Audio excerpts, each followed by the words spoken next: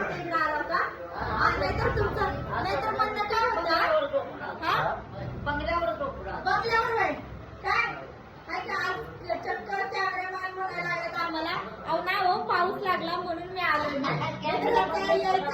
यायचं कसं वाटतं तुम्हाला काय म्हणतं पावसाबद्दल? काय नाही म्हणत जरा डोकं पुसाय काय तर द्या. लय आगाऊ बर का लय म्हणजे लय आगाऊ. 2 दिवस वाट बघितली बर का बजा.